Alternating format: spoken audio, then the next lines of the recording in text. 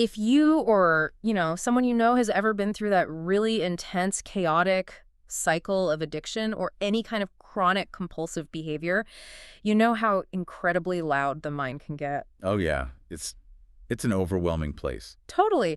Cravings feel like this physical force, like a storm that's constantly racing toward you, and it's demanding you do something right now. Mm. And the one tool we're always told to rely on, sheer willpower, it just seems to fail every single time you need it most. Which leaves you feeling defeated. Yeah, defeated, exhausted, and just stuck in this like perpetual loop. And that internal chaos, that feeling of being perpetually yanked around by some invisible rope, Hmm. that's exactly what stops people from any kind of real lasting healing. They're just stuck in a reaction loop. Exactly. They Yeah. see the urge as a command that has to be immediately obeyed or, on the flip side, suppressed and fought with. So today, we're diving into a really deep and complex stack of material that suggests a powerful and honestly a very counterintuitive solution to all this. It really is.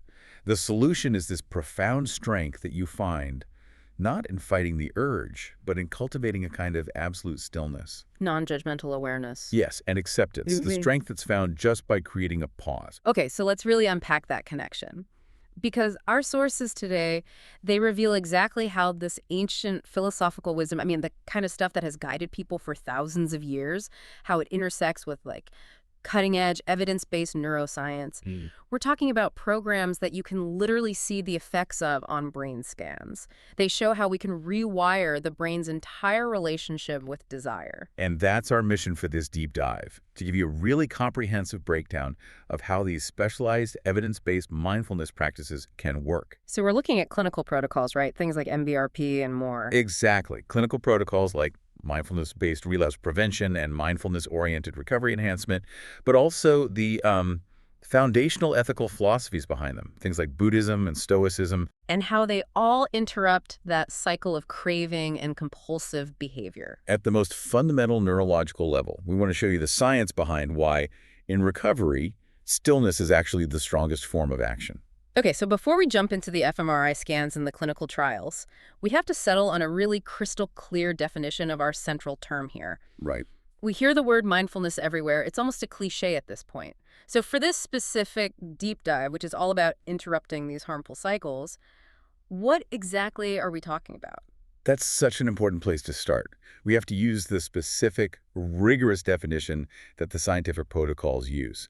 So mindfulness, in this context, it just means paying attention on purpose in the present moment and non-judgmentally. On purpose in the present, non-judgmentally. It's fundamentally about awareness and acceptance of what's happening both inside you and outside right now. So it's not about clearing your mind. No, that's a critical distinction. Yeah. It is not about clearing your mind or trying to suppress thoughts or emotions. Yeah. In fact, trying to suppress an urge usually just makes it stronger. It amplifies it. Right. Yeah. Mindfulness is about being aware of the process of thought and sensation without getting into an argument with the content of that thought.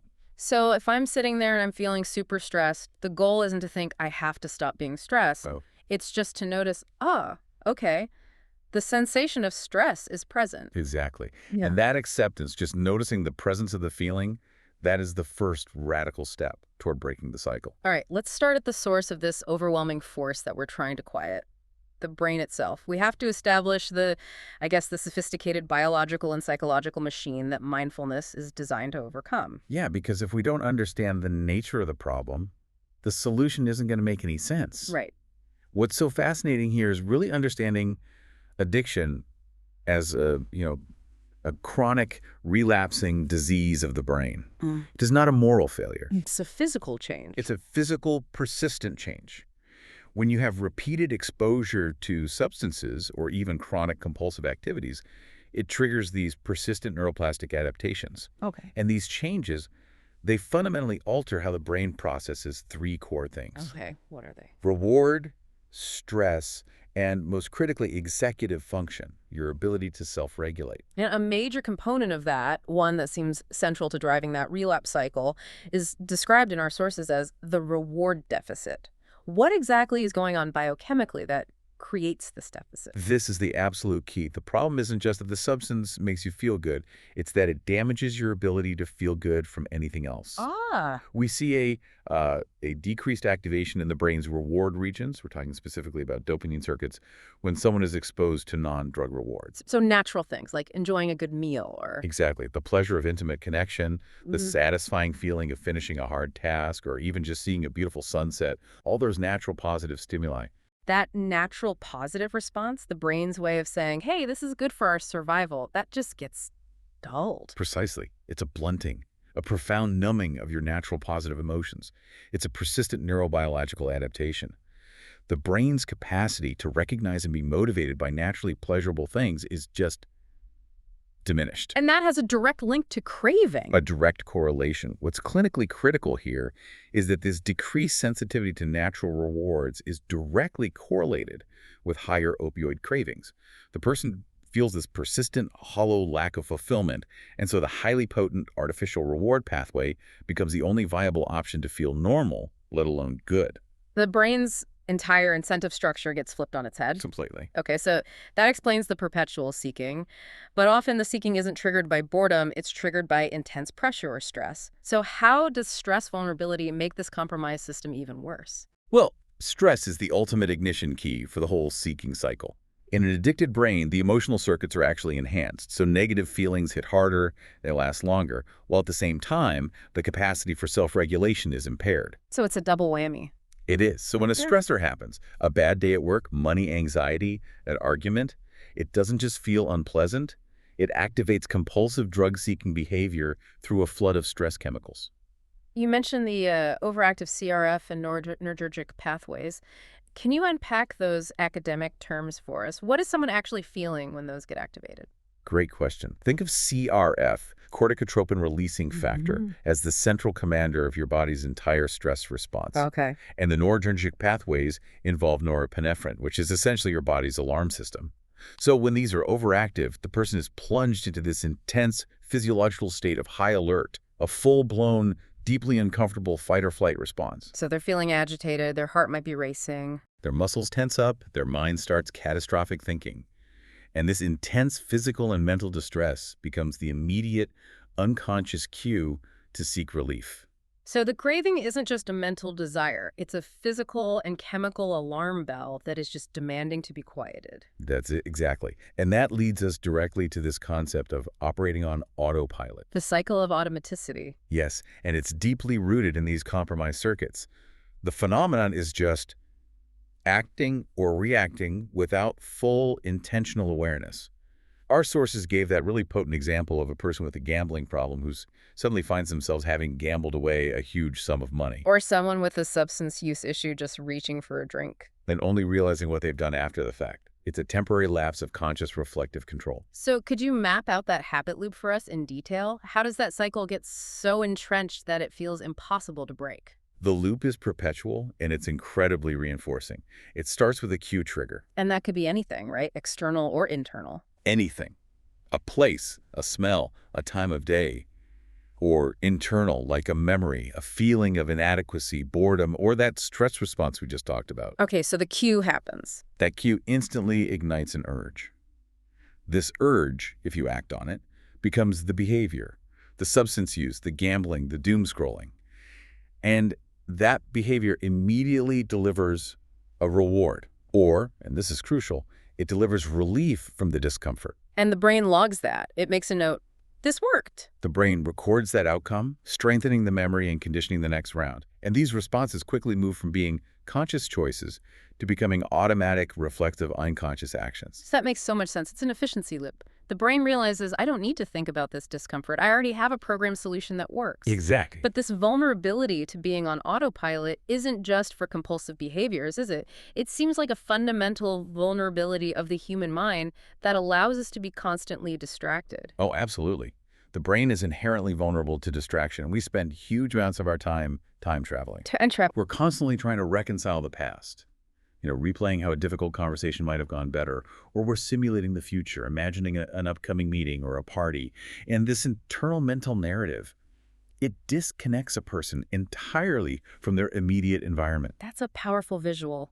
It's like driving a car while you're constantly staring in the rearview mirror, dwelling on where you've been, or trying to read the directions for a destination 100 miles away. You're completely missing the road right in front of you. Precisely. And our sources point out there's a significant cost to this constant mind wandering. Your performance declines, physical stress hormones increase, and these off-task thoughts have a direct negative impact on your psychological health and your mood. We're just cognitively exhausted by all this mental travel. We are. So, if the scientific explanation for this relentless, exhausting drive is a mix of compromised neurobiology and this learned automaticity, where does ancient philosophy, particularly this concept of tanha, come into the picture? This is where we get to bridge the clinical, biochemical definition of craving to the philosophical root of suffering. It's really fascinating. Both modern 12-step programs and mindfulness-based practices identify desire, or tanha, as the ultimate universal root cause of suffering. It gives a timeless context for this very modern problem. Tanha. You mentioned it comes from the word to thirst. Yes, tanha. It's such a powerful, visceral metaphor because it just perfectly captures that restless, insatiable quality of craving, a thirst that, no matter how much you drink, is never truly quenched. It only drives you to seek the next drink. And in Buddhist philosophy, tanha is central to the Four Noble Truths. The second of the Four Noble Truths, which identifies the cause of all suffering. And the really crucial insight here is that it reframes craving. It moves it away from being a sign of some kind of moral weakness. Exactly. The insight is that craving is identified not just as a moral failure or a symptom of a disease, but as a natural transient phenomenon, so restless energy, a thirst. And it must first be understood and accepted for the individual to shift away from suffering and move toward well-being. So by recognizing craving as just a passing mental or physical event, rather than some absolute command that defines who I am, We begin the process of gaining power over it. We shift from being immersed in the feeling to simply observing the feeling. okay, this feels like the pivot point of our whole deep dive. We've mapped out the overwhelming force, the autopilot, the neurobiological deficits, this relentless thirst. Now we confront it with the counterintuitive solution, Yeah, stillness. Right. So how does mindfulness, this non-action, this non-suppression, actually intervene in a brain that is conditioned for instant reaction? It creates the absolute core of the therapeutic action, which is the therapeutic delay. A therapeutic delay. This is the crucial pause that gets inserted between the moment the brain registers an urge or a craving and the moment the person takes that automatic conditioned action. This little delay is where genuine, lasting change happens. Even a split second of awareness. Even a split second. It instills a sense of choice, of control, of freedom, which fundamentally decreases that self-destructive behavior. So we're essentially training the brain to hit the brake before the car drives itself off the cliff, and we're strengthening the muscles that allow that brake to be effective. But this sounds incredibly difficult. It is. If my self-regulation is already compromised, how do I find the initial energy to insert that pause, especially when the urge feels like reality itself? That is a brilliant and necessary question. Yeah. And it's why we don't start with complex philosophical ideas. We start with the simplest, most foundational practice, which is disidentification. Disidentification. The meditator learns non-judgmental awareness, which allows them to reframe thoughts, urges, cravings as nothing more than transient mental events. So the goal is to create space between me and the thought. Precisely. You can think of them visually, like clouds moving across the sky, or words written on water that just quickly dissolve. They are passing events, they are not reality, and they are certainly not a definitive reflection of who you are. That's a subtle but really revolutionary shift. It is. The emphasis shifts from challenging the content of the thought like, that urge is evil, I must fight it, to simply observing the process of thinking. I am noticing the presence of an intense urge. So if I have a thought or an intense emotional surge like I need to go self-medicate right now, the goal isn't to start some internal debate. Which is exhausting and you usually lose. Right. The goal is just to notice, a mental event labeled need to self-medicate has arisen, and I'm just watching it. Exactly. You practice observing these thoughts and sensations arise and, crucially, pass away. You notice when you get caught up in the content, when you jump on that FOD train and start riding it toward the behavior, and then you just gently return your attention back to the present moment. Usually anchored by the breath. Usually anchored by the breath. You detach without suppressing. The key is to realize that thoughts and urges have a natural lifespan. They crest and then they fall if you don't continuously fuel them by reacting. But the mind is a perpetual motion machine. If I detach from the thought, where do I land? What's the anchor when everything feels so turbulent? You land in the body. And this is why focusing on the body is perhaps the most fundamental element in foundational mindfulness practice.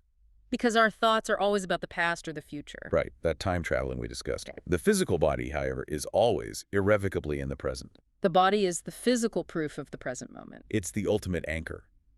Developing this acute, non-judgmental awareness of the body helps ground us, and that in turn allows the relentless, self-referential chatter of the mind to diminish. So we use sensations.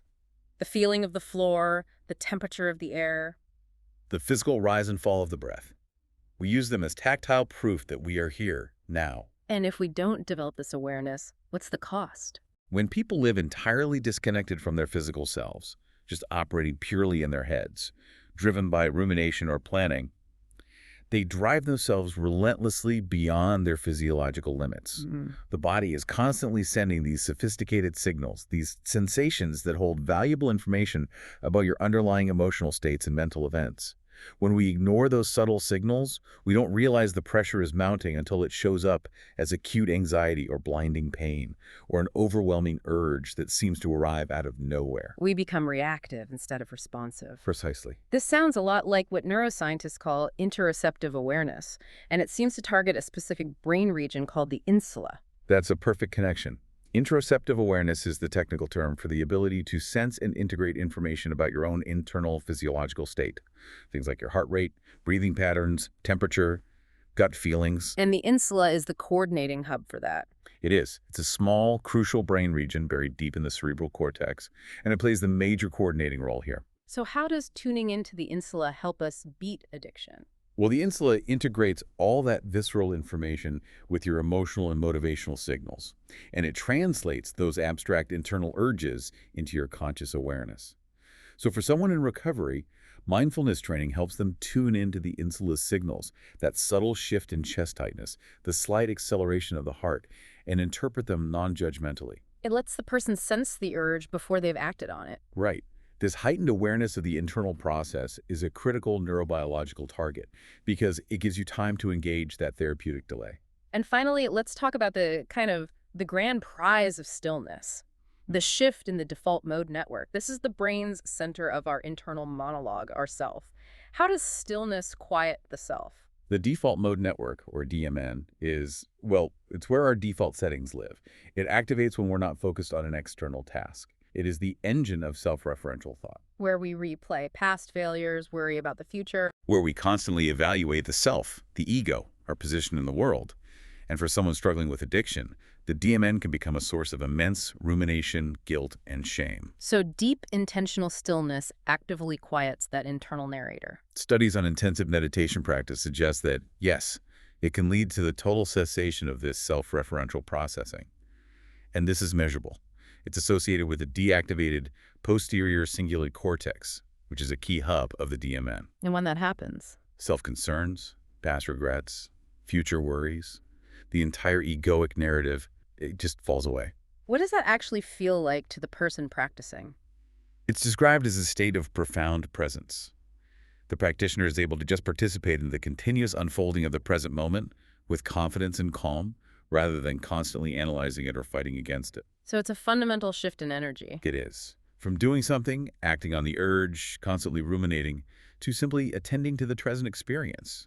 It is the ultimate victory over the autopilot. Okay, that brings us from the theory and the underlying biology to the application.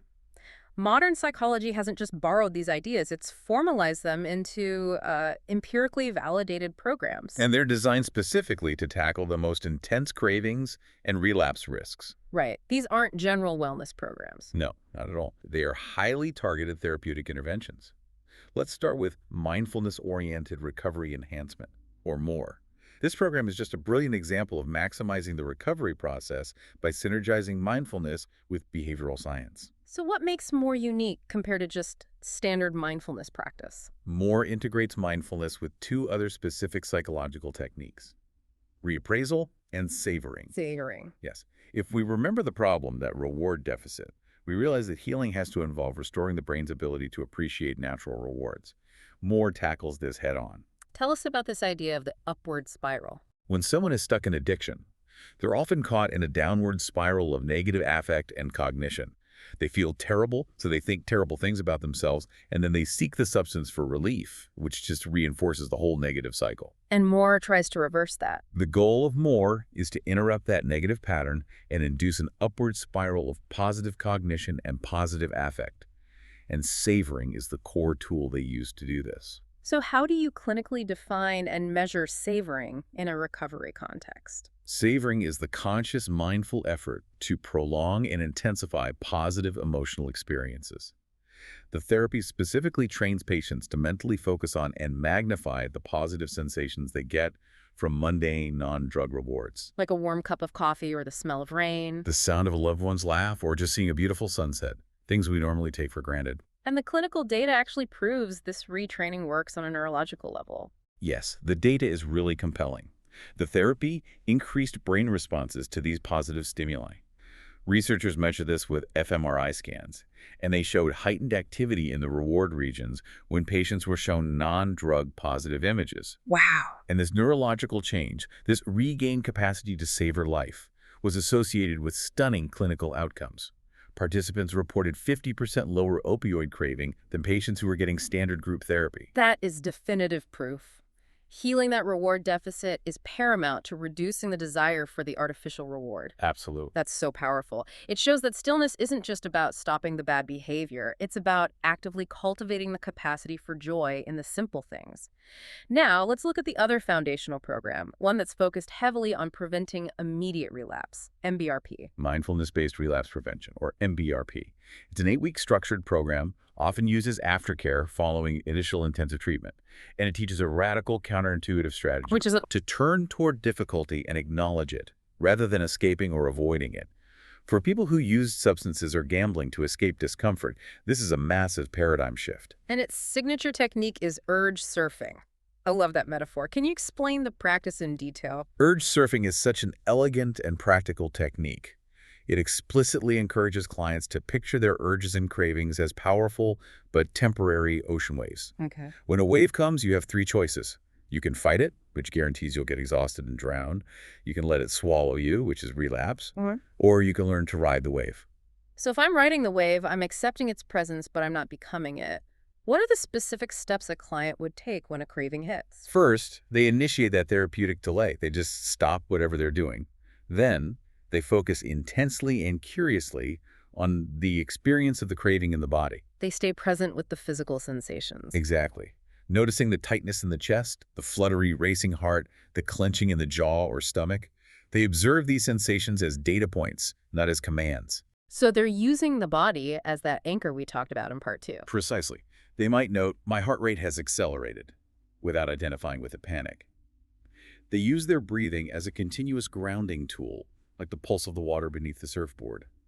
The goal is just the non-judgmental acceptance of the experience until the urge crests and passes. Which, like any wave, it inevitably will. It inevitably will. And this provides irrefutable personal evidence that they can withstand intense discomfort without reacting to it, which builds profound self-efficacy and confidence. So these formalized programs, they must rely on a pretty robust toolbox of specific daily exercises to build this muscle of stillness.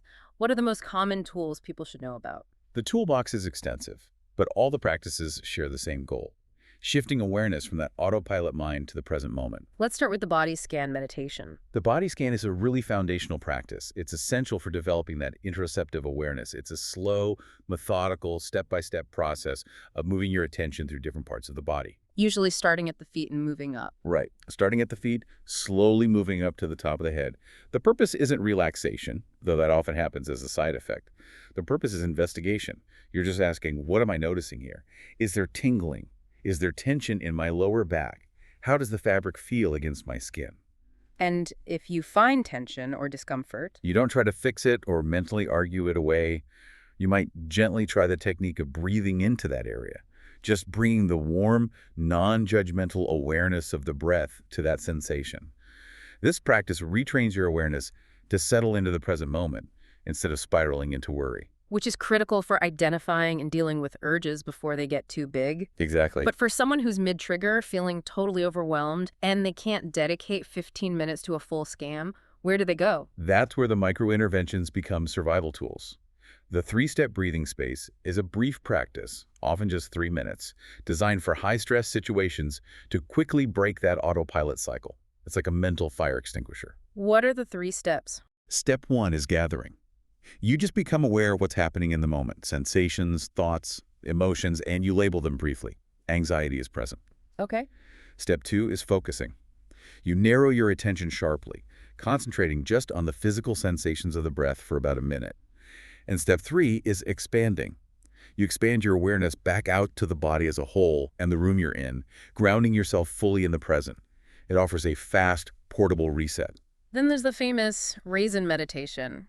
That sounds deceptively simple, but I imagine it's a profound tool for revealing just how disconnected we really are. It is exactly that. It's a powerful technique designed to relearn total, focused awareness of everyday activities. You take just one raisin, or any small piece of food, and you spend 3 to 5 minutes just interacting with it. Look at it, smell it. You look at its ridges, smell its scent, notice the texture, feel it on your tongue, and register the precise moment you choose to chew.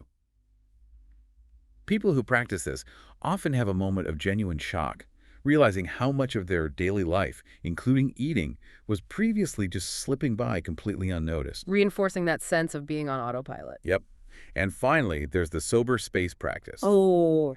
It's an acronym that summarizes the approach. Stop, observe, breathe, expand, and respond. It's a slightly more formalized microintervention than the three-step space, and it's specifically intended for when someone is triggered. And the crucial part is the R, respond. Yes. It means making an intentional choice, moving away from the conditioned immediate reaction and choosing a response that's aligned with your recovery goals. All of these tools seem to implicitly rely on a growing sense of self-acceptance. It seems like a huge part of recovery is overcoming the intense self-criticism and shame that addiction often breeds. Oh, it's absolutely essential. The two are inextricably linked. The DMN, that inner narrator, is just fueled by self-loathing. Completely. So recovery requires actively cultivating self-compassion. This is an intentional movement away from self-hatred and guilt and shame. It emphasizes self-kindness and recognizing a common humanity. The idea that suffering is just part of the human condition and other people struggle with this too. Precisely. And what's the practical physical benefit of self-compassion? Clinically, self-compassion has a profound soothing effect on highly aroused states. Think of those high alert states from stress or PTSD symptoms. Practicing self-kindness, literally treating yourself as you would a struggling friend, is linked to the release of oxytocin, which counteracts stress hormones like cortisol. So it's a chemical shift. It is, and that shift is linked to greater life satisfaction and resilience. It helps detach you from those intrusive, painful, self-critical thoughts and provides a safe psychological space from which you can heal. We've built a really strong foundation here, bridging the scientific urgency of craving, the CRF, the reward deficit, with the philosophical root of suffering, Tana. Let's broaden this idea of stillness now by looking at another ancient wisdom tradition that offers remarkable parallels for managing this internal chaos: Stoicism. Stoicism offers a centuries-old framework for achieving profound emotional stillness, and it does it by radically redefining what constitutes good and evil in our lives. And it's important to contrast it with, say, Epicureanism. Right, which sought happiness through the absence of pain or disturbance. The Stoic goal is a bit more rugged. It's about achieving a harmonious soul ruled by reason. And the crucial divergence is where they place the source of the problem. Yes. For the Epicureans, good and evil were in the sensations themselves, the presence or absence of pleasure. The Stoics are radical in contrast. For them, good and evil consist solely in the attitude we take towards sensations and external events. So events outside our rational control, poverty, illness, the loss of a job, even the presence of an intense craving, are defined as adiaphora, or indifferent things. They are not true evils. Only vice is evil. And this is the foundation of Stoic stillness. If the external world cannot truly harm my character, then I have immense inner freedom. That concept of Stoic indifference seems incredibly valuable when you're facing the immediate, overwhelming tunnel vision of a craving. It reduces the urge from an existential threat to just a neutral, indifferent phenomenon. It connects perfectly back to the mindfulness practice of disidentification. The urge is just a sensation that arises. It's indifferent. Your reaction to it is what matters. And the Stoics formalized practices to gain this perspective. Marcus Aurelius spoke of the view from above. Can you describe that practice? It's the exercise of deliberately viewing the whole universe and the eternity of time. You comprehend the illimitable time that existed before your birth and that will continue after your dissolution. A cosmic perspective shift. And that grand scale just lets you let go of all the small transient things that are bothering you? Exactly. It reminds us how short our time is and how small our immediate concern, the temporary discomfort of an urge, is in the cosmic scale. That reduction in scale drains the event of its overwhelming power. They also practice the rather dark-sounding premeditatio malorum, the premeditation of evils. It sounds dark, but it's a training exercise, not a wish for disaster. You mentally imagine the loss of your health, the theft of your possessions, or even the eventual loss of loved ones. Why would you do that? The purpose is twofold. First, it prevents the powerful human tendency to take things for granted once we have them. And second, by rehearsing adversity mentally, you train your mind to accept that these external events are indifferent.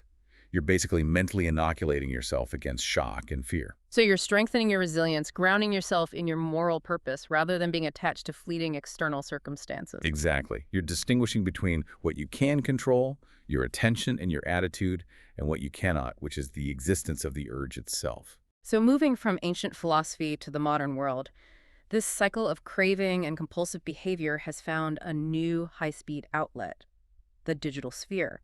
We're seeing a new form of the automaticity cycle play out with our technology dependence. Oh, absolutely. The neurobiological mechanism of compulsive seeking maps perfectly onto modern technology use. The algorithms are literally designed to hijack our reward systems, often in ways that are very similar to substance abuse, leveraging novelty and unpredictability. And we can define doom scrolling as a prime example of this. A perfect example. The obsessive consumption of negative content, often promoted by algorithms that are maximizing engagement through outrage and fear. And the result isn't just wasted time, it's a real physiological stress response. Precisely. This constant negative input triggers a relentless psychological stress response, a continuous flooding of cortisol and adrenaline. And studies are now showing this can cause vicarious trauma. Vicarious trauma, can you elaborate on that? Does the brain truly process digital exposure as if it were a direct danger? It does. Vicarious trauma means you experience the neurological and psychological symptoms of post-traumatic stress disorder, or PTSD, without directly undergoing the traumatic event yourself. So you get symptoms like intrusive thoughts, emotional numbing. Hypervigilance, physiological arousal. They mirror PTSD symptoms because, neurologically, traumatic digital narratives activate the amygdala, the hippocampus, and the prefrontal cortex in the same pattern as direct trauma. And the brain is flooded with stress chemicals but has no outlet for effective action. Which just fuels cycles of rumination and, ironically, more doom scrolling. So how does the stillness of mindfulness and that therapeutic delay address this constant digital craving, which is often framed as a necessity in the modern world? Well, it starts with acknowledging the mechanics. For example, the concept of dopamine detoxing. This is a trending behavioral strategy aimed at reducing the chronic overstimulation caused by our constant digital and sensory inputs. So the goal is to recalibrate the reward system. Exactly. You temporarily abstain from high dopamine activities like social media, fast-paced gaming, or excessive sugar to allow the brain's reward system to recalibrate its baseline sensitivity. It's trying to reset that hedonic set point for pleasure so that savoring can actually work again. Precisely. And while going cold turkey is often too difficult, behavioral research suggests that just limiting highly stimulating input, for example, reducing social media to 30 minutes a day, provides optimal mental health benefits. So the strategy is to increase the amount of low dopamine real-world activities. Things that require patience and presence, like reading, walking, or non-digital creative work. So what are the immediate, actionable, mindful steps we can take to regain control from the digital autopilot? The steps are simple, but they're powerful because they force that therapeutic delay. First, track your usage for a week without judgment. Just observe. Second, notice your specific triggers. Am I reaching for my phone out of boredom? Stress, loneliness. Exactly. And most critically, practice the phone pause. Before you open any social media, news, or addictive app, just pause. Take 3 deep, grounding breaths. And then explicitly ask yourself, What am I hoping to get from this? And that small intentional moment forces a shift from the reflexive action into reflective present awareness. Yes. Finally, we have to address the ultimate question that haunts anyone trying to achieve sustained happiness or lasting recovery, the hedonic treadmill. If we're just constantly adapting to new circumstances, won't the hard-won effects of mindfulness and recovery eventually just wear off? Will the stillness just become the new baseline that the brain gets bored of? Right. That is the classic challenge in happiness research. The traditional hedonic treadmill model suggests that yes, adaptation is inevitable and no major life change, good or bad, should ever lead to lasting changes in happiness. Your internal baseline always pulls you back to your set point. But longitudinal evidence challenges this fatalistic view. It does. In a really compelling long-term German study, while there was general stability in happiness reports over many years, a significant percentage, 24% of the respondents, changed their long-term happiness baseline significantly. Wow. So that proves that long-term sustained happiness levels do change for some individuals. We're not just chained to a genetic destiny. No. So what distinguished that 24%? What specific behavioral changes characterize their improvement? The difference was strategy and intentional effort. The individuals who successfully raised their happiness set point were characterized by their consistent use of active coping strategies. Which are strategies that actually change the situation, causing the negative feelings. Right. Things like setting and pursuing meaningful goals, actively engaging in social relationships, altering their routines to favor positive input, and, crucially, using cognitive and behavioral methods to challenge negative thought patterns. Which is precisely what mindfulness and reappraisal techniques facilitate. Exactly. They weren't passive recipients of circumstance. They were active architects of their internal world. So what this all means is that the intentional practice of stillness and awareness gives us the agency we need to fundamentally change our relationship with suffering and happiness. Absolutely. It means the interventions we've discussed today, mindfulness, active coping, building self-compassion, they aren't just temporary fixes for a crisis. They provide an optimistic, empirically supported foundation for applied psychology, suggesting we really can actively raise our happiness set points and overcome these ingrained cycles of automaticity and deficit. Hashtag tag tag outro. This has been a really powerful deep dive. It shows us how the chaos and just the sheer volume of craving can be countered not by exhaustion and fighting, but by deliberate stillness and non-action. We map the problem, the compromised reward system, detailing how addiction weakens the brain's ability to find joy in natural life, which just fuels a physiological demand for relief. And we showed the core solution, the ability to create that crucial therapeutic delay between the urge and the action. This is the mechanism, and it's reinforced by disidentification. That intellectual separation of yourself from compulsive thought. Viewing them as transient mental events, like clouds passing. And what really stands out is the neuroplasticity that allows the brain to actually heal. Specialized programs like MORE use the conscious practice of savoring to literally heal the brain's numbed reward response. Achieving significantly lower craving by increasing our natural brain responses to positive stimuli. It proves that the capacity to find joy in the present can be actively recovered. So if we connect all of this to the bigger picture, mindfulness helps us achieve stillness by shifting our internal energy from doing something, that frenetic, conditioned acting on the urge, To simply attending to. Yeah.